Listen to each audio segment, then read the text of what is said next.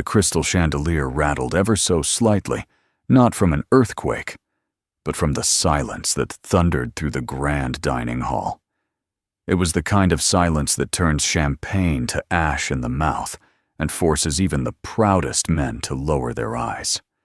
At the center of it all, 12 broad-shouldered men in dark suits had just stepped into the room. They didn't smile, didn't greet, didn't sit. Their very presence pressed against the walls like a storm at sea. And behind the line of startled waiters and startled guests, one man froze mid-step Jack Sawyer. He held nothing more than a silver tray of glasses, but his grip tightened, as though it were a rifle. The faces of the 12 strangers were unfamiliar, yet the tattoos that coiled beneath their cuffs and collars struck him like ghosts rising from the sand. They weren't ordinary men. They were ex-Marines, his brothers once upon a time. The room did not know this yet. To them he was invisible, a hired server in a worn-out uniform shirt borrowed from the catering company. But to him, this was the collision of two worlds he had spent 15 years trying to keep apart. If moments like this grip, you stay with me. This story is about the night a single-dad veteran walked into a place he didn't belong, and how one tattoo could silence the richest men and women in Newport Beach. As you read, let me know what you feel. Your thoughts matter more than you realize. The evening had begun like any other spectacle of wealth. Crystal glasses clinked. Gentle laughter spilled like music across the tables draped in white. Newport's elite bankers, surgeons, CEOs mingled under the banner of philanthropy. The host of the night, Eliza Carrington, a woman both admired and feared in equal measure, stood near the head table with the poise of a queen. Jack had been hired for the night as extra staff, a favor from an old friend at the catering company. It'll pay for Lily's school shoes, the man had told him. Jack had said yes, though he hated places like this. Rooms full of people who never saw men like him, unless they needed their glasses refilled. Still, he moved with quiet precision, balancing trays, nodding politely, eyes always scanning. A Marine never truly forgets the training. Even in a ballroom, he counted exits, measured distances, noted the bulge of a concealed weapon at a guard's hip. It wasn't paranoia. It was survival wired into his blood. Then came the shift. The doors opened unannounced. 12 men in dark attire, their boots echoing against marble, their gazes as sharp as bayonets. They did not belong to the guest list. The guards froze. The guests whispered. Eliza herself stiffened her hand, lingering on her wine glass. Jack recognized the walk, the deliberate, unhurried gait of men who had once marched to war. He saw the scars on their knuckles, the stiffness in their shoulders, the faded ink on their wrists. Tattoos of units he once knew. Units that had bled. Units that had buried their dead. He set his tray down. His pulse roared in his ears. He hadn't seen any of them in over a decade, and he had prayed he never would. The tallest of the 12 scanned the room and spoke, his voice low, but carrying like a drumbeat. We came to return something that belongs here, to the daughter of a man we once served beside. Gasps rustled through the room. Some guests shifted uncomfortably. Others rolled their eyes at what they assumed was a stunt. But Jack's heart stopped. He knew instantly who they meant. Eliza's father. Colonel Nathaniel Carrington, reported missing in action 15 years ago. Eliza's polished exterior didn't crack, but her knuckles whitened on the stem of her glass. Her eyes narrowed in a mix of defiance and disbelief. She had built her empire on control numbers, contracts, outcomes. But nothing in her world had prepared her for 12 haunted men speaking her father's name in a ballroom full of power. Jack swallowed hard. He wanted to stay invisible. Just another server. Just another shadow. But his past wouldn't let him. He had served under Carrington, too. He had carried his body, or what was left of it, through a night no man could forget. and he had sworn never to let that truth surface. But fate had other plans. One of the ex-Marines stepped forward, his eyes scanning the crowd before landing squarely on Jack. He smirked, cruel and knowing, and pointed. You don't belong here either. Who the hell are you?" The entire room turned. Hundreds of eyes bored into Jack. For a fleeting second, he considered retreat. He could fade back into the service door, vanish into the night, and no one would ever know. Instead, he straightened. He was tired of hiding, tired of teaching his daughter to be proud of a man who lived like a ghost. Slowly, deliberately, he rolled up his sleeve. The light caught the ink etched deep into his forearm, the eagle globe and anchor of the United States Marine Corps, entwined with the unit insignia only 13 men had ever carried. The laughter, the whispers, the clinking glasses all died. The chandelier above stopped trembling, as if even the air itself bowed in silence. Jack didn't speak. He didn't need to. The tattoo spoke louder than any word could. The silence that had swept the hall lingered long after Jack lowered his sleeve. The chandelier shimmered above, but no one dared to move, as if the glass itself feared shattering the spell. Then, with the grace of a woman who had mastered the art of control, Eliza Carrington raised her chin and broke the moment. "Gentlemen," she said, her voice sharp enough to slice through marble. "This is a private event. If you have business, you will bring it to me directly. Otherwise, you are trespassing." Her tone was firm, but her eyes betrayed her. For the briefest second, they darted toward Jack, confusion flickering like a flame behind frosted glass. Who was this man? This quiet server, with a tattoo that commanded respect from hardened Marines. The guests exhaled in nervous relief, clinging to the structure her authority provided. That was Eliza's way. She ruled not only corporations, but also atmospheres. She knew how to cage chaos, and yet beneath the veneer, something in her chest rattled like a locked drawer, forced open by unseen hands. Eliza Carrington was 36, the youngest CEO to take control of Carrington Holdings after her father's disappearance. The press adored her headlines: Ice Queen of Newport, the woman who never breaks. She had built her empire on efficiency strategy and an almost ruthless refusal to be vulnerable. But behind the steel, there was a hollow room in her heart, a room she never entered. It was decorated with photographs of a man in uniform, a father who had promised to come home and never did. For years, she told herself stories that he had abandoned them, that the military had lied, that faith in men of honor was for the naive. It was easier to build a wall than to search for the truth. Tonight, though, that wall had cracked. The 12 ex-Marines didn't move. Their leader, a weathered man with scars climbing his neck, stepped forward and bowed his head. "We owe your father a debt, and we owe him honesty. He left something behind, for the one he loved most." He reached into his coat, but before revealing anything, his gaze drifted again to Jack, who stood rooted in place, his jaw locked. Eliza noticed it. Noticed the way this stranger carried himself, not like a server, but like a soldier forced into disguise. Her stomach tightened. She hated mysteries she couldn't solve. When the ex-Marines finally withdrew, promising to return what they carried at the right moment, the ballroom exhaled in waves. Guests returned to their champagne, though the laughter rang hollow, now like brittle glass about to crack. The night had shifted. Its elegance could not mask the unease that lingered.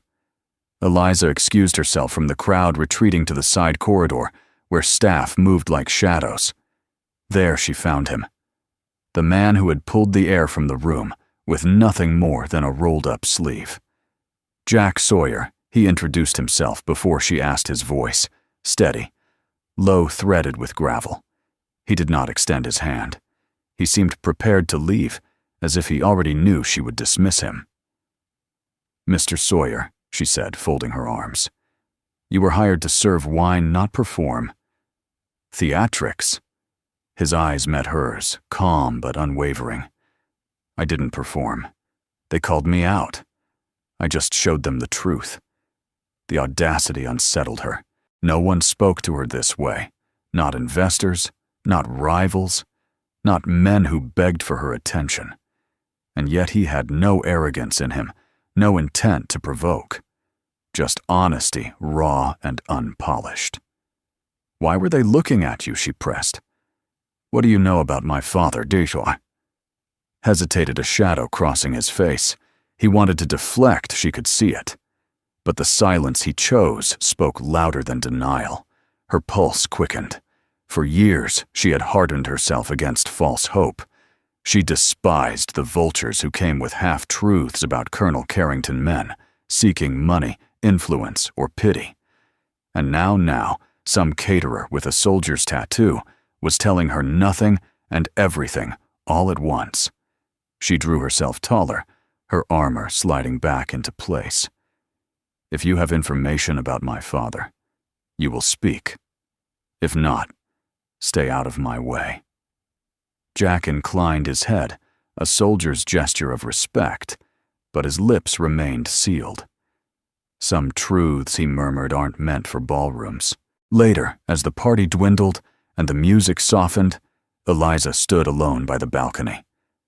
Newport Harbor glittered below the yachts, anchored like silent witnesses. She wrapped her shawl tighter against the coastal wind, though it wasn't the chill that bothered her.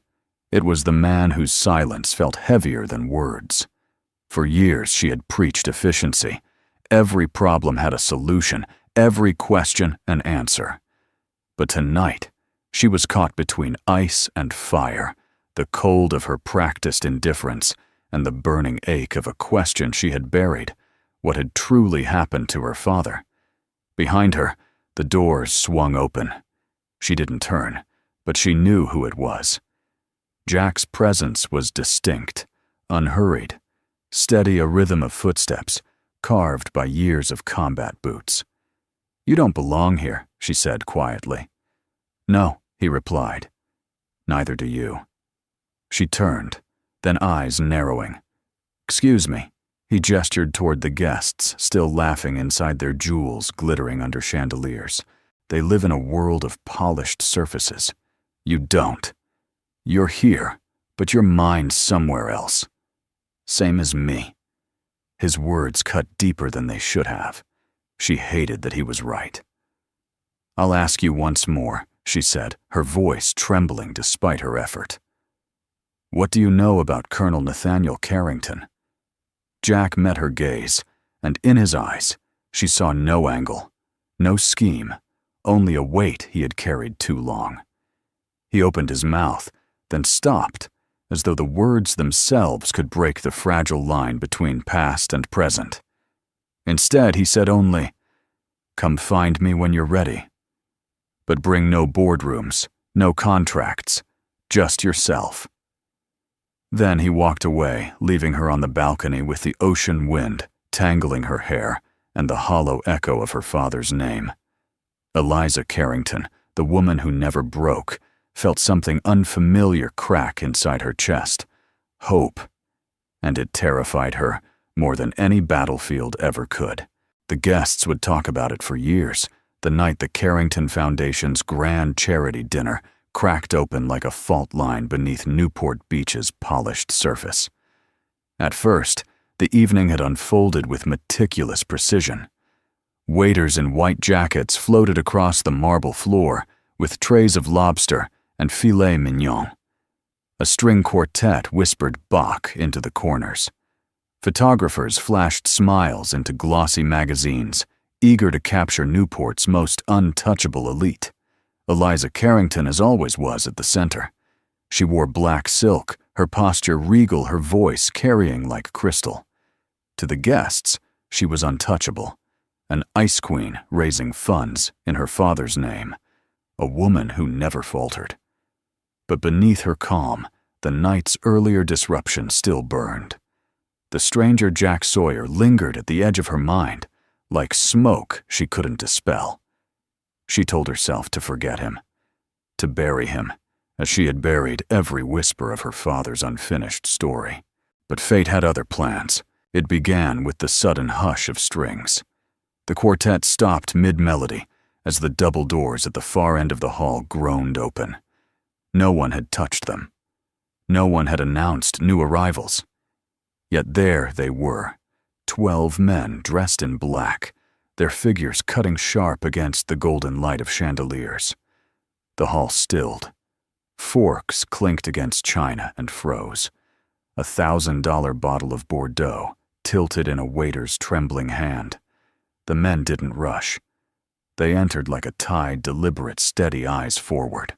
Their boots echoed in unison, as if the ballroom had been transformed into a drill yard. Guests whispered security police, mercenaries. None of them knew. Jack Sawyer knew. From his corner near the service door, he straightened unconsciously, spine, rigid shoulders, tense. These were Marines. He didn't need to see their tattoos. He could feel the brotherhood in the way they moved. He counted them 12. Always 12. Never 13. His chest tightened. The leader stopped near the head table where Eliza stood frozen in place. His voice carried not with volume, but with the weight of conviction. We came with something that belongs here, something owed to Nathaniel Carrington, and to his blood. A murmur rippled through the crowd. Eliza's mask held no twitch, no tremor. But Jack saw the flicker in her eyes, that flash of a daughter, confronted with ghosts she had buried beneath glass ceilings and boardrooms. Security guards, belatedly realizing the intrusion, advanced from the corners. Their hands hovered over earpieces, their expressions tight. Yet they hesitated. These men did not radiate threat, they radiated authority. And the air itself seemed to whisper, "Don't interfere." The leader reached into his jacket. Gasps rose. A woman shrieked. A hand darted toward a holster. But what he drew was not a weapon. It was an envelope, creased yellowed edges, softened by time. He held it with the care one might give to a holy relic. This was written on a battlefield, the man said. His eyes swept the hall before settling not on Eliza, but on the quiet figure near the wall. And it was meant for him. Every gaze followed his. Jack. The server. The invisible man who had kept to the shadows. The crowd recoiled in disbelief. Murmurs surged. Why him? Who is he? Jack felt the weight of 100 eyes. He could have denied it. Could have melted back into the kitchen and left Newport's aristocracy to their gossip. But the envelope pulsed like a heartbeat. He knew it before he touched it. He knew the handwriting scrawled across its front. Colonel Nathaniel Carrington, Eliza's father, his commander. Eliza's breath caught. She couldn't move, couldn't speak. For 15 years she had lived with the hollow absence of answers. Now, in front of her empire, a ragged letter had emerged from the shadows, handed not to her, but to a stranger with tired eyes and a soldier's tattoos. Her instinct screamed to seize control, to take the letter, to demand explanations, to wrestle truth into a contract she could sign and file. But something stopped her. The way Jack stood silent, burdened, respectful. He did not reach greedily. He did not defend himself. He simply waited as though the paper weighed more than he could bear. The leader of the 12 stepped closer, placing the letter into Jack's calloused hand. His voice dropped thick with memory. We carried this across deserts and oceans, held it for 15 years. But it was never ours to keep. You were the one he named. You were the one he trusted. The hall exhaled as if struck. Eliza's gaze sharpened. "What are you saying?" she demanded, her voice slicing the air.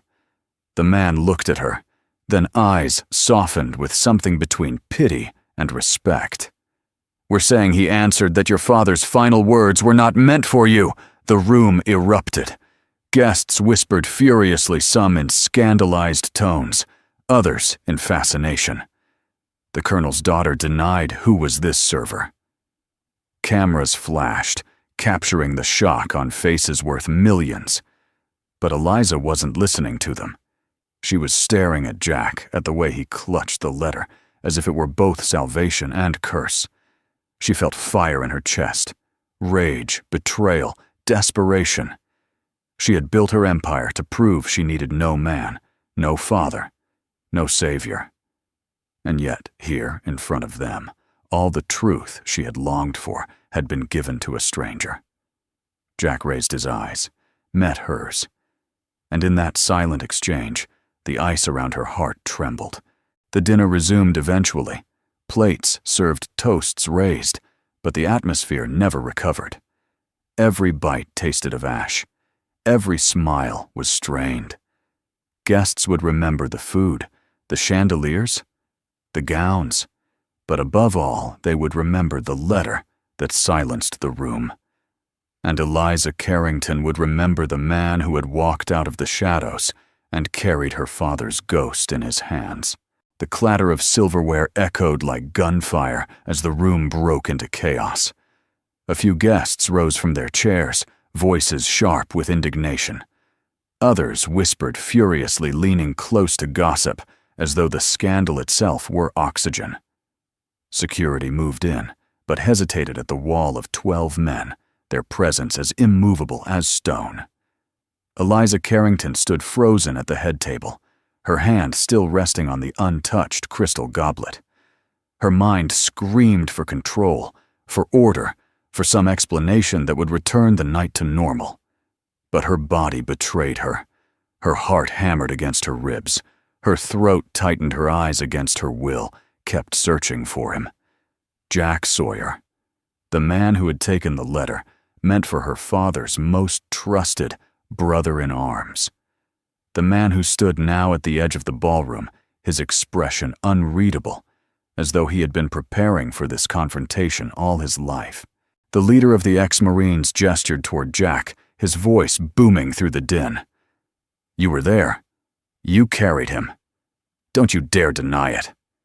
Every head turned. Dozens of wealthy heirs and polished executives, men who had never seen a battlefield, stared at a server in a borrowed uniform. Their eyes burned with suspicion. One banker spat aloud. "Who even is this man?" A ripple of agreement surged. Imposter, fraud, beggar.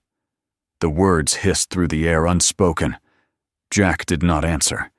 He felt the weight of the letter in his pocket, the ghost of ink pressing against his chest. His pulse throbbed in his ears. For years he had hidden. For years he had told himself, Lily deserved a father, not a soldier haunted by the past. But now the walls had closed in, and the ghosts had cornered him. He could have walked away. He could have disappeared back into the service corridor and left Eliza her board and the Marines to their spectacle. But something in him refused. Maybe it was the memory of Colonel Carrington's voice. Maybe it was the sight of Eliza's eyes, sharp, demanding yet desperate for truth. Or maybe it was simply time. So he stepped forward. The room recoiled as though he had crossed a forbidden line. One of the Marines sneered, his lip curling. "You," he growled. "You think you belong here, a waiter." He jabbed a finger toward Jack's chest. "Say one word, and I'll prove you're nothing but a fraud." A chorus of gasps rose. Guests leaned forward, hungry for spectacle. Jack didn't speak. He didn't need to. Slowly, with the deliberation of a man preparing to shoulder a rifle, he reached for his cuff and rolled his sleeve upward. The fabric bunched, revealing the hard muscle of his forearm, and then the ink. The eagle globe and anchor. The Marine Corps insignia. Beneath it, the unit mark no civilian would ever recognize, a sigil burned into flesh by the forge of war. Gasps shattered the air. A woman dropped her fork with a clatter. Even the guards froze. The ex-Marines stiffened as one. Their sneers faltered. Recognition lit their eyes like fire in dry grass. It was undeniable. This man wasn't just a Marine. He was their Marine, one of 13 who had lived through the ambush no one spoke of. The leader's face softened, his jaw, working as though he chewed on regret. "Sawyer," he whispered the name carrying weight. "You're still alive." The room had turned to stone. Every conversation died. Every eye was fixed on the ink on the man who bore it. Jack lowered his arm slowly, the tattoo still visible. He didn't boast. He didn't explain. He simply stood in silence, letting the truth hang in the air like smoke from a battlefield. The silence was unbearable. Eliza felt it press into her chest, forcing her to confront the impossible. For years, she had despised the myths of men in uniform, idolized and forgotten saints on pedestals who left daughters fatherless. And now, in front of her, one of those myths breathed flesh and bone, his very skin carrying proof of a bond, stronger than any contract she could draft. Her breath caught, but she said nothing. Jack's gaze met hers across the glittering hall. He saw the conflict in her eyes, the ice of suspicion and the fire of longing. She wanted to know the truth. She wanted to run. She wanted to destroy him for holding answers she had been denied. For a moment, the two worlds collided, her empire of control, his kingdom of silence. And everyone else was caught in the blast. The leader of the 12 finally broke the stillness. He placed his hand to his chest, then raised it in a solemn salute. The other 11 followed their movements, sharp, practiced, undeniable. The salute was not to Eliza, not to the room. It was to Jack Sawyer. The chandelier trembled once more, but this time not from silence, rather from the collective shiver of a room that understood it was witnessing something sacred, something they could not buy or replicate. Jack lowered his sleeve again, hiding the ink. He didn't smile, didn't gloat. He simply said in a voice steady as steel, "I didn't come here to be recognized. I came here to work. But if you insist on dragging the past into this room, then let it speak for itself." The words were quiet, but they echoed louder than any toast. Eliza's hands clenched on the tablecloth. For the first time in 15 years, she had no words, no shield, no defense. And in that fragile silence, her world began to crack. The letter trembled in the old Marine's hand, as though it carried the weight of the war itself. His fingers scarred and knotted, pressed against the yellowed paper with reverence. For a long moment he did not speak, and the silence in the hall grew unbearable. Jack stood rooted in place, his arms still exposed, the tattoo burning beneath the gaze of 12 brothers who had once bled beside him. The guests shifted restlessly, their hunger for spectacle gnawing against their unease. Finally, the Marine spoke. His voice cracked like an old rifle fired once too often. "We carried this through deserts, through jungles, through 15 years of nightmares. We kept it because none of us could bear to let it go. But it was never ours to keep." He looked at Jack, his eyes wet, his lips trembling. "It was meant for you, Sawyer." The envelope left his hand and entered Jack's. Rough paper, frayed edges, the faint trace of dirt still clinging to the seams. Jack knew it before he even turned it over. He had memorized that handwriting in reports, in orders scribbled under fire. Nathaniel Carrington. Eliza gasped. The sound cut sharper than glass, her composure so carefully guarded, fractured. "My father," she whispered. The Marine nodded. Written on the last night. He knew he wouldn't make it out. He left it for the man who saved him. The room erupted in a storm of whispers. Guests leaned into each other, hands covering mouths, eyes wide with scandal and disbelief. The colonel wrote a letter. To this man, not to his daughter, but Jack heard none of it. His fingers tightened around the letter, as if it might vanish. His throat ached with words he couldn't form. For years he had buried this night under silence. For years he had lived with the sound of gunfire and the weight of bodies carried through mud. And now the past had clawed its way back into the light, demanding to be seen. Eliza's heels clicked sharply against marble as she closed the distance between them. Her eyes blazed, her voice low and furious. "Give it to me." Jack did not move. He looked down at the letter, then back at her. "It isn't addressed to you." Her breath caught. Rage flared hot in her chest. "He was my father. He was my commander," Jack said quietly. His voice did not rise, but it carried. And in his last breath, he chose me. That's not a truth I ever wanted. But it's the one he gave. Gasps rippled through the crowd. Some guests shook their heads in disapproval. Others leaned closer, fascinated by the unfolding drama. Eliza's hands shook. She wanted to tear the envelope from his grip, to claim what was hers by blood. But something stopped her. The way he held it, not like a prize, but like a burden. His knuckles were white, his face etched with pain. He wasn't using it to wound her. He was barely standing under its weight. Jack slipped the letter into his jacket, his eyes locking on Eliza's. "This isn't the place." Her fury flared. "Then when you're ready to hear what it says," his gaze softened, though his voice was still firm. And not a moment sooner. The audacity left her breathless. She had spent her life demanding answers, commanding respect, bending empires to her will. No one denied Eliza Carrington. Yet here he stood a man with nothing, a single dad scraping by, and he had just told her no. And worse, she couldn't bring herself to tear it from him. The 12 Marines saluted Jack again, before turning as one, their boots striking the marble with thunder. They did not explain further. They did not linger. They left the ballroom as suddenly as they had entered, leaving a storm of whispers in their wake. The hall felt colder in their absence. The chandeliers gleamed, but their light no longer comforted.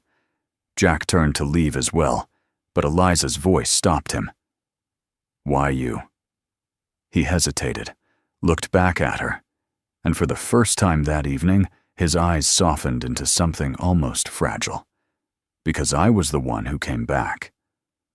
Then he was gone, disappearing into the service door, leaving Eliza standing alone with her guests, her empire, and the echo of her father's name written on a letter she could not yet touch. That night, long after the last guest departed and the catering staff cleared the Crystal, Eliza sat in her office overlooking Newport Harbor.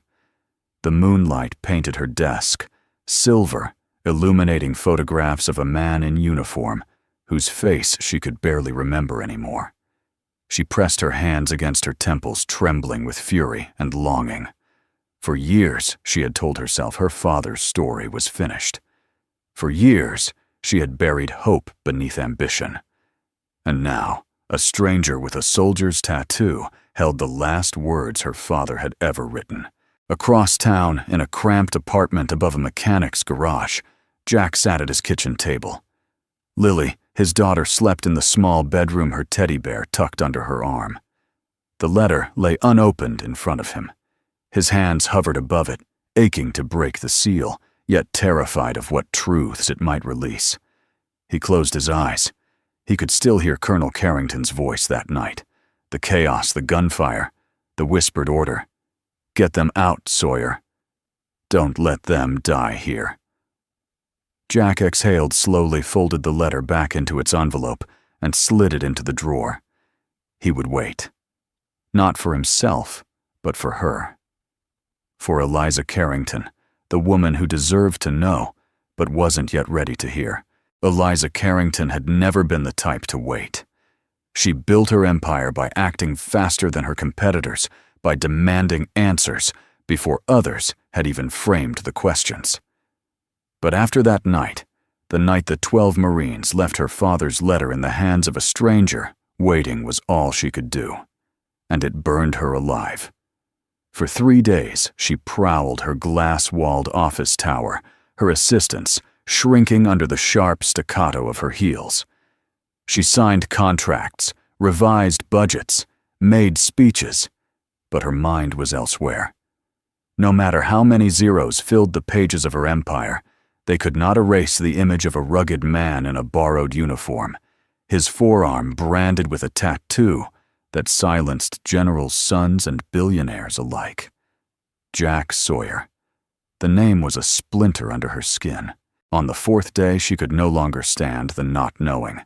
Using her resources contacts at the catering company, discreet investigators, she found him. Not in some shadowy bunker, not in the home of an old soldier, but in a modest apartment above a mechanic's garage on the edge of town. The place was small, ordinary, nearly invisible, which only fueled her frustration. How could this man be the keeper of her father's last words? She didn't call ahead. She didn't request permission. She drove her silver sedan straight into the cracked parking lot and climbed the narrow stairs 2 at a time. By the time Jack opened the door, she was already mid-sentence. "You owe me the truth." Jack stood in the doorway, calm as stone. He wore a faded t-shirt. His hair tousled his eyes, weary, yet steady. Behind him, she caught sight of the cramped kitchen table, a stack of unpaid bills, a broken lamp leaning drunkenly in the corner. "Eliza," he said softly, as though they were already familiar. "This isn't your world." She bristled. "My father's letter is my world, and it's in your hands." Jack leaned against the frame, his silence infuriating her. It wasn't arrogance. It was something worse, conviction. He truly believed what he was doing was right. "I want to see it," she pressed. "Now." Jack's jaw tightened. He could feel the envelope heavy in the drawer behind him, could feel the colonel's ghost urging patience. But he shook his head. "No." Her eyes widened. Few men had ever dared to deny her. "How dare you?" "Because you're not ready," he interrupted, voice low, steady. "Your father didn't write to comfort you. He wrote to confess. And sometimes the truth wounds deeper than silence." Before she could unleash the storm rising in her chest, a small voice called from inside. Daddy. Eliza turned. A girl stood in the hallway, no more than 8 years old. Hair the color of honey, eyes wide with cautious curiosity. She wore a faded nightshirt, clutching a stuffed rabbit so worn its ear dangled by a thread. The contrast struck Eliza like a blow. She had come prepared for battle, for corporate negotiations, for hardened soldiers, for secrets buried in desert sand. But she hadn't prepared for this, a child blinking at her with innocence, untouched by power or war. "Back to bed," Lily Jack said gently. But Lily didn't move. She tilted her head, studying Eliza, with the same sharpness her father carried in his silence. "Is she the lady you told me about?" Eliza froze. What Lady Jack shot the girl a warning look, but Lily only hugged her rabbit tighter. "The one whose daddy was brave. The one you said should know the truth someday." The air thickened. Eliza's breath caught her throat tightening. "You told her about me." Jack exhaled slowly. She deserves to know why her father still wakes up screaming some nights. Eliza's eyes softened despite herself. She looked at Lily, at the innocence tangled with courage, and for the first time in years, her armor cracked. She crouched down, her voice trembling. "What did your daddy say about mine?" Lily's gaze didn't waver. "He said your daddy wasn't afraid to die, that he made sure other people got to live. He said he was his friend." Her words were simple, but they landed heavier than any battlefield account. Tears pricked at Eliza's eyes before she could stop them. She rose quickly, masking the vulnerability with a sharp inhale. Children believe whatever they're told. I want facts, Mr. Sawyer, not bedtime stories. Jack's expression hardened.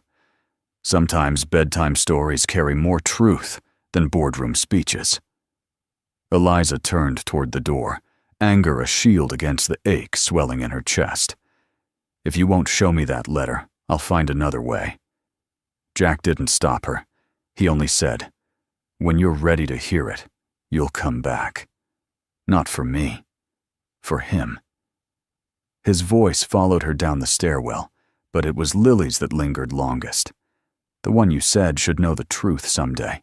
That night, Eliza sat in her penthouse overlooking Newport Harbor, surrounded by glass and steel and the hum of a city that bent to her will. Yet all she could see was the small apartment, the child's earnest eyes, the man who refused to bend. For the first time in years, she doubted her own strength. She had wealth power control, but not the one thing her heart craved: the truth about her father. And now that truth lay not in a boardroom, not in a military archive, but in the hands of a single dad veteran who lived above a garage and tucked his daughter in with stories of courage and sacrifice. The next time Eliza Carrington knocked on the door of the shabby apartment above the garage, she told herself it was purely business. She wanted facts, clarity, control. She wanted the letter. But as her knuckles tapped against the peeling paint, she knew she was lying. The door opened to the smell of dust and something faintly sweet: pancakes, perhaps, though it was well past noon. Jack stood in the doorway, wearing a flannel shirt rolled at the sleeves. His face betrayed neither surprise nor annoyance, only the steady calm of a man who had seen storms and learned not to flinch. "You came back," he said simply. "Don't flatter yourself," Eliza snapped. "I came because I need answers." Jack stepped aside, gesturing for her to enter. "Then you'll have to earn them." She bristled, but entered anyway, her stiletto heels clicking against the uneven floorboards. The apartment was small, 2 rooms and a kitchen, but tidy in a way that spoke of effort, not money. A stack of worn textbooks leaned against the wall, military memorabilia tucked in a box half hidden under the table. And in the corner stood a piano, battered and cracked, one leg propped up by a milk crate. At the bench sat Lily. The little girl looked up, her hair falling across her forehead, a screwdriver in her hand. Keys lay scattered on the floor beside her, ivory, chipped and yellowed with age. She brightened when she saw Eliza. "Hi," she said, as if Eliza were an old friend instead of a stranger in designer silk. "Daddy said you'd come back." Eliza blinked. "Did he?" Lily nodded eagerly. "He said you need music, just like us." Eliza approached the piano, curious despite herself. "What are you doing with this, fixing it?" Lily said proudly, though the keys on the floor told a different story.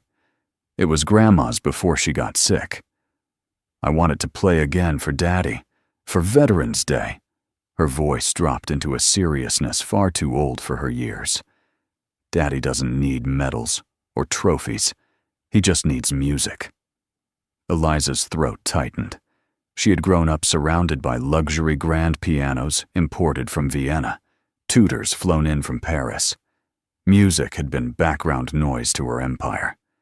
But here, in this cramped apartment, a child was fighting to resurrect a broken instrument, not for prestige, but for love. Jack crouched beside his daughter, handing her another screw. "Easy now. Remember, one piece at a time." Eliza found herself watching the two of them, the tenderness in his eyes, the fierce determination in Lily's. It unsettled her, this vision of family, imperfect, fragile, yet whole, in a way her polished life had never been. "Why the piano?" Eliza asked quietly, almost to herself. Jack glanced up.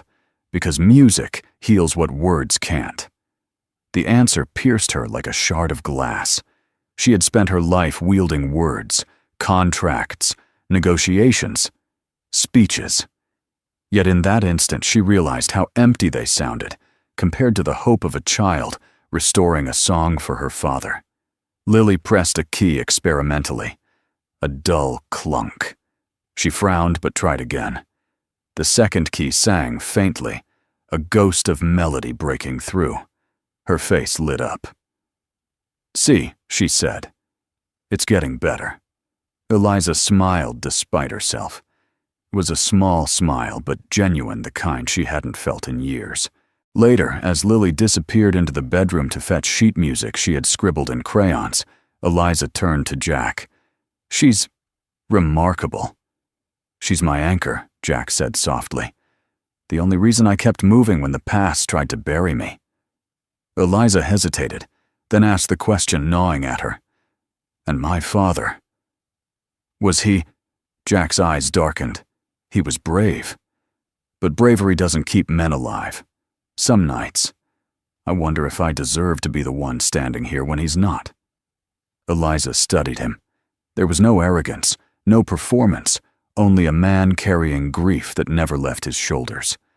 Her father's letter lay hidden somewhere in this room. Yet for the first time, she realized the truth might not live in paper at all. It might live in Jack himself. Lily returned, clutching her crayon-colored sheet music. She set it on the piano with a flourish. "It's for you, Daddy. When it's fixed, we'll play it together."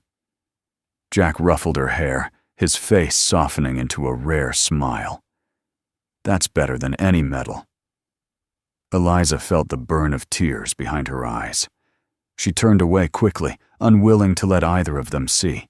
When she finally left the apartment, the evening air tasted sharper, colder.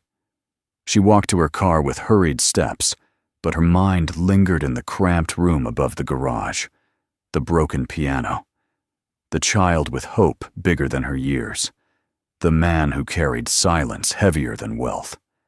For the first time in her life, Eliza Carrington, CEO, master strategist, the Ice Queen of Newport, felt her empire wobble. And deep in her chest, a doubt bloomed. Not about Jack Sawyer. Not about the letter. But about herself. The storm came suddenly, rolling over the coast with the violence of a cavalry charge. By sundown, Newport's glass towers blurred behind veils of rain, and the harbor swayed under angry winds. Cars crawled along flooded streets, their headlights smeared by sheets of water. In the cramped apartment above the garage, Jack Sawyer stood at the window, watching drops pound against the glass like bullets. He should have felt safe here. 4 walls, a roof, the hum of Lily humming to herself in the next room. But the storm wasn't only outside. It was coming for them, carried in the envelope slid under his door earlier that day. An eviction notice. He held it in his hand, the ink bleeding slightly where the rain had seeped in. 30 days' notice would have been mercy. This was 3. 3 days to leave. 3 days to find another roof. 3 days to tell Lily her piano would remain unfinished, abandoned. His jaw tightened. He had fought through ambushes, survived nights, with nothing but sand and fear. But nothing cut deeper than the look in his daughter's eyes when he failed her. Daddy Lily padded into the room in her socks, clutching her stuffed rabbit. "Why are you frowning?" Jack tucked the paper into his pocket. "Just tired, baby." But Lily tilted her head unconvinced. She was his mirror, too perceptive for her age. "Is it about the letter?" she asked softly. He froze. She meant the Colonel's letter, the one he had kept hidden. But tonight, the word letter burned doubly.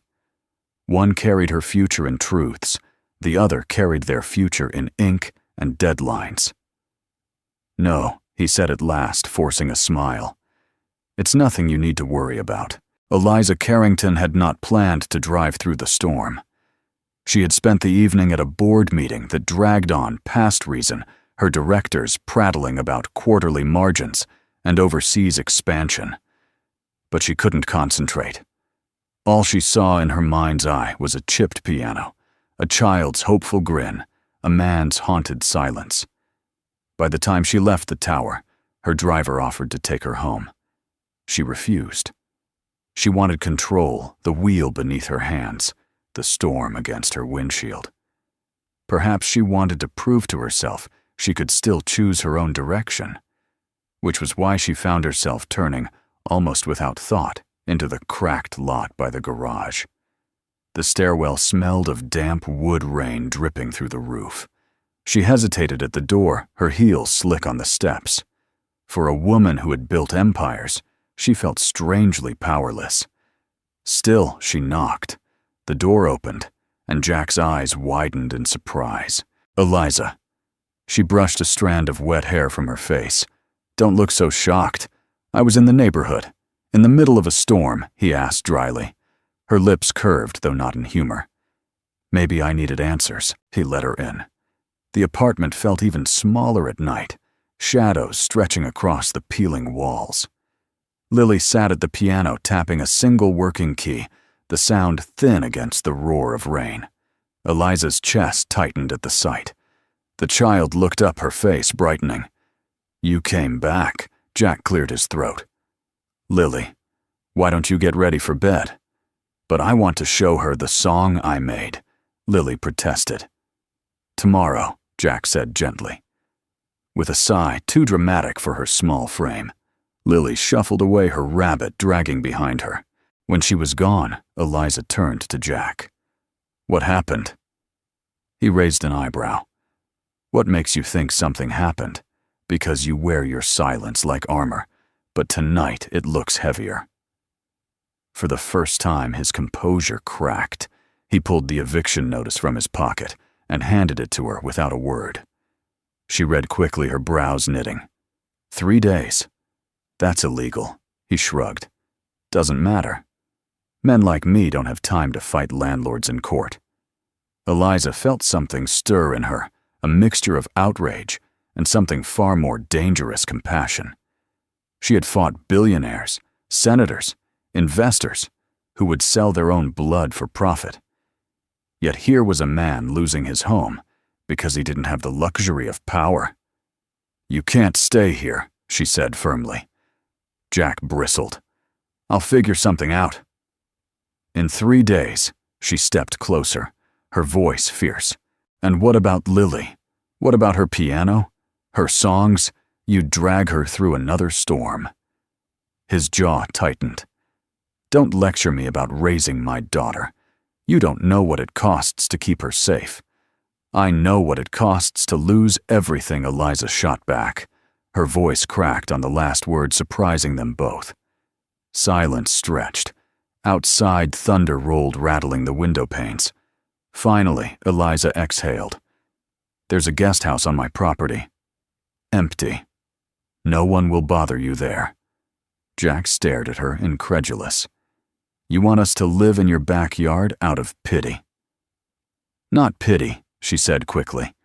"Practicality. You need a roof. I have one.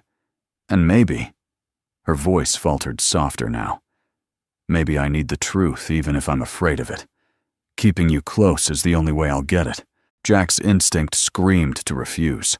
Pride was a Marine's last refuge. But when he thought of Lily, of her piano, and her rabbit, and her stubborn hope, he knew he couldn't gamble her safety on pride. He ran a hand over his face, weary. "She'll think it's temporary." Eliza met his gaze. "Then let it be temporary." The thunder cracked again, closer this time. And in that moment between storm and silence, Jack nodded. When Eliza left that night, her car splashing through flooded streets, she felt a shift she couldn't explain. She had invited chaos into her carefully ordered life. A single dad veteran and his child. A letter she hadn't yet read. A storm that would not end with the rain. But for the first time in years, she also felt something else. Something she had buried with her father. Hope. The guest house at Carrington Estate stood apart from the main mansion tucked between cypress trees and the ocean breeze. Once built for visiting dignitaries, it now smelled faintly of cedar and salt, a space long abandoned to silence. For Lily, it was magic. She darted from room to room with her stuffed rabbit, her laughter ringing against the high beams. "Daddy, look, my room has windows bigger than our whole apartment." Jack smiled faintly, carrying a single box of belongings. To Lily, this was adventure. To him, it was a reminder that he had failed to provide. Every inch of luxury pressed against the scars of his pride. He wasn't a guest. He was a man who had accepted help because he had no choice, and Eliza knew it. She stood in the doorway, her arms crossed. Her expression caught between authority and something softer. Watching Lily explore twisted something in her chest she hadn't expected. She had hosted diplomats, investors, politicians, but never a child's unguarded joy.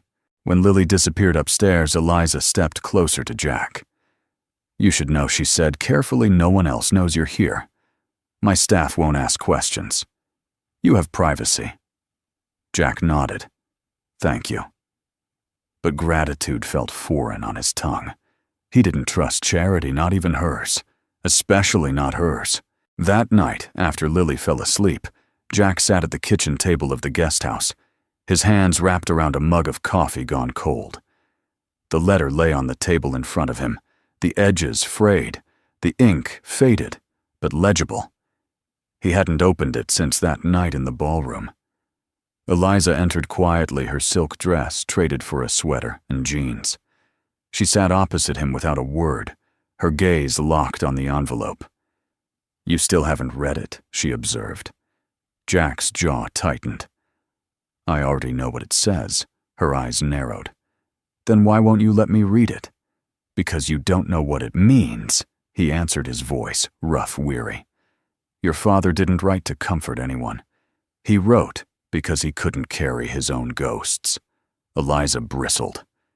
"You think I can't handle the truth? I think the truth will break you," Jack said simply. Silence stretched heavy as storm clouds. Then almost reluctantly Jack spoke. "Your father. They wanted to award him the Medal of Honor, posthumously, for holding the line that night. But he refused. He told command it belonged to the man who carried him out me." Eliza blinked, stunned. "And you?" "I turned it down," Jack said. His gaze was fixed on the grain of the table, as though carved there were the faces of men long gone. "I didn't deserve it." Her voice trembled. "You saved him." "I didn't save them all." The confession ripped from him like shrapnel. His knuckles whitened against the table. 13 men went in. Only 2 walked out. Him and me. The others. I couldn't reach them. I couldn't. His voice broke just for a moment. "Medals don't belong to men who fail their brothers." Eliza stared at him, her chest aching. All her life she had seen honor as currency, as public recognition, as headlines that painted her father a hero. But here sat a man who had carried her father's body and still believed he had failed. A man who could not accept glory because it tasted of loss. Her eyes dropped to the letter. "Then why did he write to you?" Jack finally looked at her. His gaze was steady, but behind it burned the weight of years. "Because he wanted you to know the truth, and he trusted me to tell it when you were ready." With trembling hands, Eliza reached for the envelope. Jack hesitated, then pushed it across the table. She slid her finger under the flap, unfolding the paper carefully. The handwriting was her father's, messy, hurried but unmistakable. Her eyes scanned the words. At first they blurred, tears stinging too quickly. She forced herself to focus. "My dearest Eliza, if you are reading this, I am gone. Forgive me for leaving you without goodbye. Forgive me for building a world of silence instead of returning to you. But know this, when the time came, one man stood where no one else could. Jack Sawyer. If you ever meet him, do not see him as the man who survived. See him as the reason your father died, with honor instead of shame. He carried me when I could no longer stand. He gave me a final dignity I did not deserve. And if you wonder why I trusted him more than anyone, it is because he knows that true honor is not in medals or headlines. It is in silence, in sacrifice, in living for those who remain. My last request, do not let him vanish into shadows. Tell him that in his silence, he gave me peace. And tell him, I was proud to be his brother." Dad Eliza's hands shook. Tears splashed onto the paper, smearing the ink. Her breath came in ragged gasps. Jack watched silent, the ache in his chest deepening. He had dreaded this moment, the breaking of a daughter who had already lost too much. But as she pressed the letter to her chest, he realized she wasn't breaking. She was finally seeing. When she could speak, her voice was barely a whisper. He trusted you. Jack's throat tightened. More than I deserved. Eliza shook her head fiercely, tears streaking her face. No, more than anyone else could have. He saw you. Their eyes met across the table. Two souls bound by loss, by silence, by a letter written in blood and fire. For the first time in years, Eliza felt her father's presence not as a wound, but as a bridge. And for the first time, Jack felt his burden lighten, if only by a fraction. The Carrington Holdings boardroom gleamed with ruthless elegance. A long mahogany table stretched beneath pendant lights, its polished surface reflecting the sharp suits and sharper smiles of men and women who had built fortunes on control. The storm outside had passed, but inside another brewed quieter, deadlier. At the head of the table sat Eliza Carrington, spine, straight eyes cold. She had been trained for moments like this: negotiations, mergers, power struggles measured in billions. Yet tonight, her father's letter still pulsed against her heart, its words echoing louder than any fiscal projection. "Let's get to it," said Martin Greaves, the CFO, his voice clipped. "Our analysis shows the Legacy of Honor Fund has underperformed for 3 consecutive quarters. Donors are dwindling, operational costs remain high. We recommend shutting it down and reallocating assets into ventures with measurable returns." A murmur of agreement rippled through the table. Charts appeared on screens, bars and percentages that reduced sacrifice to numbers. Eliza's jaw clenched. Legacy of Honor, her father's charity, the fund she had kept alive out of duty, if not faith. For years, she had viewed it as an obligation, a relic to appease investors who craved noble optics. But now, after Jack, after Lily, after the letter, it was no longer just a line item. It was her father's voice. Greaves adjusted his glasses. It's simple business. Sentiment doesn't balance ledgers. Our shareholders demand efficiency.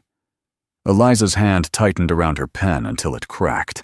"Efficiency," she repeated softly, her voice slicing through the room. The table fell silent.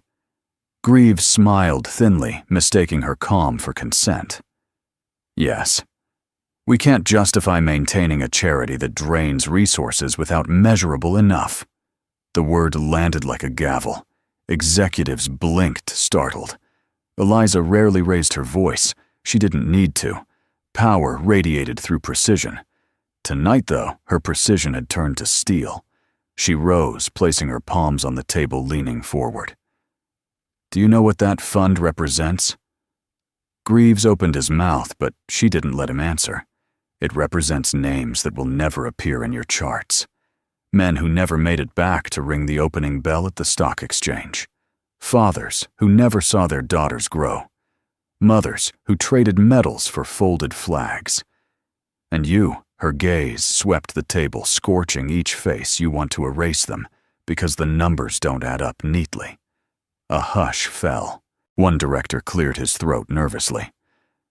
"Eliza, with respect, we understand the symbolism. But as fiduciaries, symbolism." She cut in her voice, trembling now, not with weakness, but fire. She reached into her briefcase and pulled out the letter, laying it flat on the table. The paper was worn, fragile, yet it glowed with authority stronger than any balance sheet. "This," she said. Her voice breaking isn't symbolism. It's my father's final words. He died believing in honor, not efficiency, not returns. Honor. And if you think I will allow his name to be erased for profit margins, you have gravely miscalculated." For a moment, no one spoke.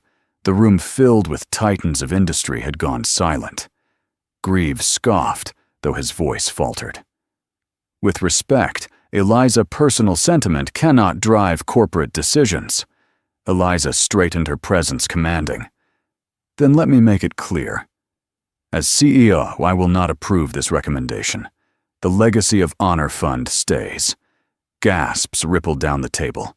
A few directors exchanged panicked looks. No one defied shareholders so openly. Eliza, another director, ventured carefully. "This is risky. You could lose support." "Then let them walk," she snapped. "Carrington Holdings was built on my father's name. If they cannot stomach his legacy, they can sell their shares and find safer waters. I will not betray him." Her voice softened, though it lost none of its conviction. "I will not betray them."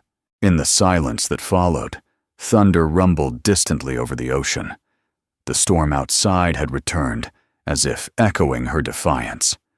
For the first time in her reign, as CEO, Eliza felt truly alive, not as an ice queen, not as a strategist, but as a daughter standing in her father's shadow and daring to carry his torch. And across town, in the quiet guest house, Jack Sawyer sat awake, sensing the shift, though he could not see it. For years, he had hidden in silence. Now, Eliza was raising her voice for him, for Lily, for every ghost they carried. The meeting adjourned in tense quiet. Some directors left with clenched jaws, others with grudging respect.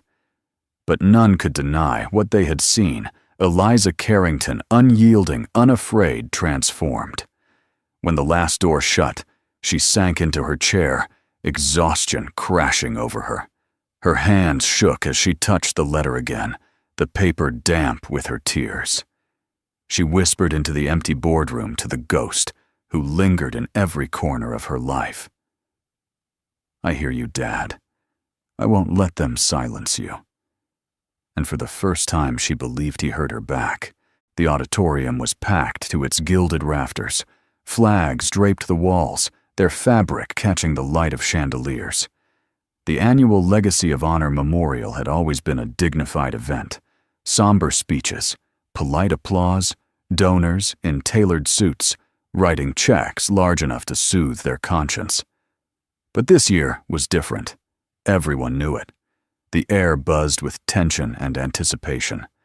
Guests whispered about the boardroom storm, about Eliza Carrington's defiance in refusing to shutter her father's fund. They whispered, too, about the man at the back of the room, standing in a plain suit, as though he had borrowed it, just to pass through the door. Jack Sawyer. He had chosen a seat in the last row, his broad shoulders hunched, his gaze lowered. He hated crowds. He hated the spotlight even more. But Lily had begged to come, her small hand clasped around his, her eyes glowing as she whispered, "Please, Daddy." We have to hear the music. So here he was, invisible again, in a sea of wealth and influence. Only tonight invisibility wouldn't last. Eliza Carrington took the stage to thunderous applause. She wore black once more, but not as armor. Tonight it was mourning and fire braided together. Her voice carried steady, though her hands trembled slightly around the podium. 15 years ago, my father gave his life on a battlefield far from this harbor she began. For years his story was told in fragments, reduced to medals, to footnotes. But tonight I want to tell it differently. Not as numbers, not as statistics, but as sacrifice. Her eyes scanned the crowd, pausing at the last row where Jack sat. Their gazes caught for a fraction of a second, and though she looked away quickly, the message was clear. "This is for you, too." She continued, her voice gaining strength. "The Legacy of Honor Fund will not be shuttered. It will not be erased. Tonight we rededicate it to those whose stories remain untold, single parents who carried burdens. No one saw veterans who came home only to fight new wars in silence. To them we say, we see you." Applause rippled, hesitant at first, then swelling. But the night's turning point had yet to come. When Eliza finished the stage, lights dimmed. A bell tolled 12 times, once for each Marine who had carried her father's final days with them. And then, as if summoned by the sound, they entered. The The 12 ex-Marines marched down the aisle in dress uniforms, their steps synchronized, their faces etched with time and grief. The audience murmured in awe, some rising instinctively to their feet. They mounted the stage, forming a line. Their leader stepped to the microphone. His voice was gravel-weathered, but unbroken. 15 years ago, we lost more than brothers. We lost a part of ourselves. Tonight, we honor a commander who gave his life with dignity. But we also honor the man who carried him out, who bore the silence so the rest of us could live. The leader turned eyes, seeking the shadows at the back.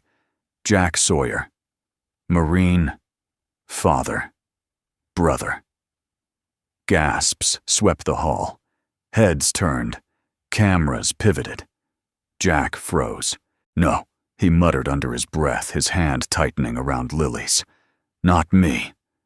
But Lily tugged on his sleeve. Her voice was small, trembling but certain. "Daddy, they're waiting for you." Slowly, painfully, Jack rose. The crowd parted as he walked down the aisle, each step heavier than the last. He wanted to run to disappear, but Lily's hand anchored him. Together, they approached the stage, father and daughter, climbing steps, meant for men of titles and medals. The 12 Marines snapped to attention, and then as one, they raised their hands in salute. It wasn't the crisp, perfunctory gesture of soldiers honoring protocol. It was deeper, older, an unspoken recognition reserved for commanders who had led not by orders, but by sacrifice. For Jack, the moment was unbearable. He had lived 15 years, convinced he had failed, that silence was his only refuge. And now, 12 men stood in front of the world, saluting not a general, not a colonel, but him. His throat closed. He could not return the salute, his hand refused to rise. Instead, his gaze fell to Lily, who looked up at him with shining eyes. She lifted her tiny hand and mimicked the gesture.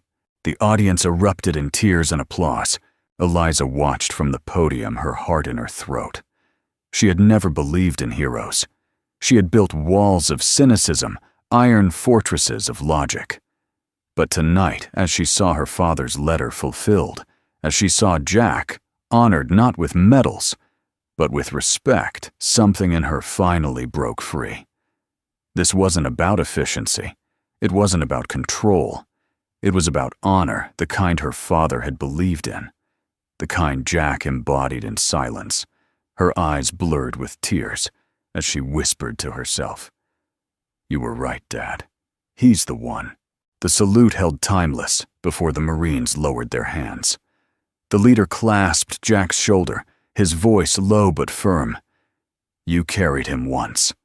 Tonight we carry you."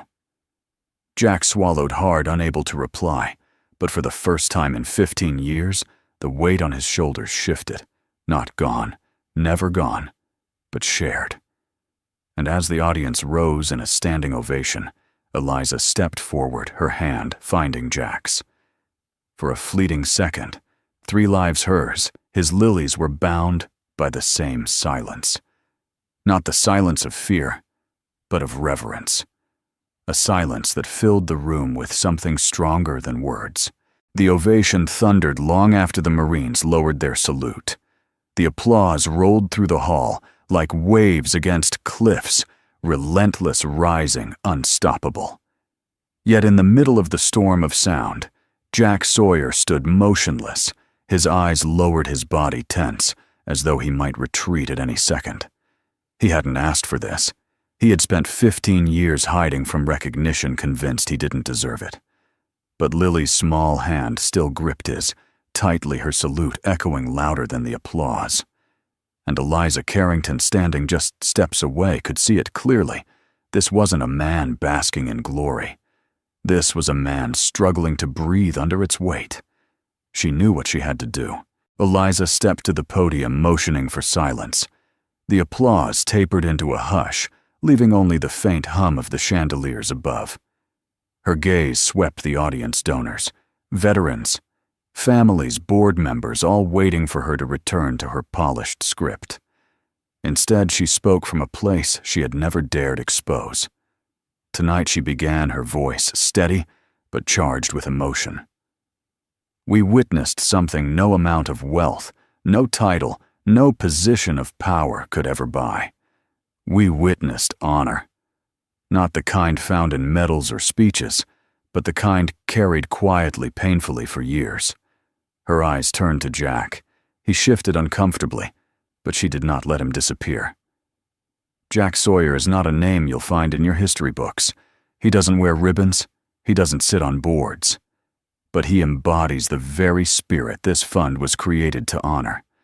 He carried my father from the battlefield. He carried silence so the rest of us could live without knowing its cost. And he carried his daughter through storms most of us will never see. A murmur rippled through the crowd. The words struck different chords: admiration, awe, disbelief. But no one looked away. Eliza took a breath, her hands trembling against the podium. For years, the legacy of Honor Fund was about remembering my father. Tonight I say this: it will no longer be just about him. From this moment on, the fund will dedicate itself to families like Jack's, to veterans who come home not to medals, but to bills, to empty tables, to children who need more than folded flags. Gasps scattered across the audience, but she pressed forward. Every dollar, every effort will go to those who live in silence, to the single fathers who fight invisible wars for their children, to the mothers who carry strength without applause, to the families who deserve more than survival. They deserve dignity, opportunity, hope. Her voice grew stronger. This is no longer just my father's legacy. It is theirs. It is Jack's. It is Lily's. And it belongs to every veteran who still believes life is worth rebuilding. The room erupted, not in polite applause, but in something deeper. Cheers, tears, a swell of emotion that broke through Newport's polished facade. Some donors rose to their feet, clapping until their hands reddened. Others bowed their heads in silence, moved in ways they hadn't expected. But all eyes eventually turned to Jack. He shook his head, overwhelmed. I don't deserve. You do. Eliza interrupted softly, stepping down from the podium. She walked straight to him, ignoring cameras, ignoring whispers. She took his hand in hers, her grip firm, unshakable. You're not my father's ghost, Jack. You're the man standing in front of us now, and you're worth following. For a moment, the entire hall held its breath. Jack stared at her, searching for doubt, for pity, for manipulation. But all he saw was conviction, a woman who had built empires now choosing him not for what he had done, but for who he was. His chest tightened. For years he had been haunted by the belief that silence was his only refuge. And now she was offering him something different, not escape, but belonging. Lily beamed, tugging at his hand. See, Daddy, I told you they'd understand. The audience chuckled through tears. Even hardened investors wiped their eyes, undone by the innocence of a child who believed more strongly than any speech. Jack swallowed hard. His voice, when it came, was rough, barely more than a whisper. I don't know how to be what you're asking. Eliza squeezed his hand tighter. You already are. The ceremony ended in a roar of applause, but Jack barely heard it. What lingered was the warmth of Eliza's hand. In his Lily's small fingers, wrapped around his other hand, and the unshakable truth that for the first time in years, he wasn't alone. The night, as the crowd spilled out into Newport's glittering streets, whispers followed them about the CEO who had defied her board, about the veteran who had silenced a room, about the little girl who had lifted her hand in salute. But Jack didn't care about the whispers anymore. For the first time, he believed he had something worth staying visible for. 1 year later, Newport Beach looked different to Jack Sawyer. Not because the harbor had changed, or the chandeliers in the Carrington Grand Dining Hall shone any brighter, but because he had changed.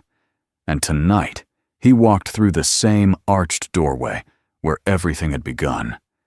It wasn't the tuxedos and jewels that greeted him now. Tonight's guests were families, veterans, widows, single parents with children in tow. The room was full, not of power, but of people, real people, whose hands were rough, whose lives carried scars, whose laughter came not from champagne, but from relief. The Legacy of Honor Fund had grown beyond anyone's prediction. Donors doubled not because of glossy campaigns, but because Eliza Carrington had stood her ground and told the truth. She had turned her father's memorial into a lifeline for forgotten families, and she had refused to let Jack retreat into shadows. At his side walked Lily, her hair tied back with a blue ribbon, her eyes shining with anticipation. She carried a folder of sheet music, her own scribbles notes colored in with crayons. "Do you think they'll like it, Daddy?" Jack smiled faintly. "They'll love it." And just behind them, walking with measured grace, was Eliza, not as the untouchable CEO tonight, but as a woman who had learned to hold hands instead of contracts, who had discovered strength not in control, but in trust. The hall was transformed. No crystal towers of champagne, no glittering yachts docked outside to impress the press. Instead, long tables overflowed with food, cooked by volunteers, quilts stitched by widows, draped over chairs, children darting between legs with giggles that replaced the old hush of suspicion. At the center of it all stood the battered piano, repaired, restored, polished, until its wood gleamed. Lily's piano. When the first notes rang out, the room hushed, not from shock this time, but reverence. Lily's small fingers danced across the keys, stumbling here and there, but never losing heart. Jack sat beside her, his deep voice humming the melody she had written, guiding her like he had guided squads long ago. The song wasn't perfect, but it was whole. And as the last chord lingered, silence fell again. The same silence Jack remembered from that first night, yet utterly different. Then it had been suspicion, judgment, fear. Tonight it was respect. Tonight it was gratitude. Eliza rose from her seat, stepping forward. She wore no diamonds, no gown, only a simple dress that let her words shine brighter than silk. 1 year ago she said, her voice carrying easily across the hall, "This room fell silent because we did not understand." We stared at a man who carried burdens we could not see. Tonight we fall silent again, not from confusion, but from reverence. Because now we do understand. Her gaze swept the crowd, finally resting on Jack. The Legacy of Honor Fund is not mine alone. It belongs to every hand that has carried weight in silence, to every parent who has stood when the world expected them to fall. And it belongs to the man who taught me that honor isn't about medals or speeches. It's about how you live when no one is watching. Jack shifted uncomfortably, but this time he didn't lower his eyes. He held her gaze, and so Eliza continued, her voice softening. "Tonight, we rededicate this hall, this fund, this legacy, not just to the memory of Colonel Nathaniel Carrington, but to every silent hero still among us. People like Jack Sawyer." The applause rose again, thunderous, but Jack barely heard it. His focus was on Lily, who was beaming at the crowd, then up at him as if to say, "See, they finally know." When the evening wound down, the families drifted out into the night, carrying food blankets and something rarer hope. The hall emptied until only a few lingered. Jack remained by the piano, polishing fingerprints from the keys as Lily packed up her sheet music. Eliza approached quietly, standing beside him. "You did well tonight." Jack huffed a laugh. "I played 3 wrong notes. They didn't hear them," she said. "All they heard was love." He looked at her, then really looked, A year ago, he had seen only the Ice Queen, controlled, untouchable, skeptical of every soldier's story. Tonight, he saw the woman who had fought her board, who had opened her home, who had chosen to believe in him when he didn't believe in himself. "You've changed," he said softly. She smiled. "So have you." They stood in silence for a moment, not the heavy silence of secrets, but the comfortable silence of two people who no longer needed to hide. Lily bounded over, holding both their hands, tugging them together. "Come on, let's go home." Jack and Eliza exchanged a glance, hesitant, warm, undeniable. Home. As they walked toward the doors, Jack paused, his sleeve catching against the edge of a chair. He rolled it up absent-mindedly to adjust, and once again the tattoo showed. This time, the room was nearly empty. Only a few families lingered, gathering their things. But as their eyes fell on the ink, they stopped. One by one, they straightened. Hats were removed, hands placed over hearts. Not a word was spoken. The room went silent again. But tonight, the silence wasn't born of shock or suspicion. It was born of honor, an unspoken vow that what Jack Sawyer carried, they now carried with him. He looked down at Lily, then at Eliza, and for the first time in 15 years, he didn't feel the need to run from the silence. He belonged to it. On their way out, Eliza slipped her arm into his. "You once told me you didn't know how to be what I was asking for," she said quietly. He nodded. "Still don't." She smiled. "Then let's figure it out together." And as they stepped into the cool night air with Lily skipping ahead, Jack Sawyer felt something he hadn't felt since the battlefield, something he thought had died, with the men he couldn't save. Peace. Before we say goodbye, I'd love to hear from you. Where are you watching from tonight? Share your city or country in the comments below. It's always such a joy to see how far our little community reaches. If this story touched your heart, don't forget to subscribe to the channel so you won't miss the next one. Every new story is a chance for us to walk together through moments of love, healing, and hope. And finally, thank you truly for spending your precious time with us. Your presence here means more than words can say. Until the next story, take care of yourself and keep believing in the quiet miracles around us.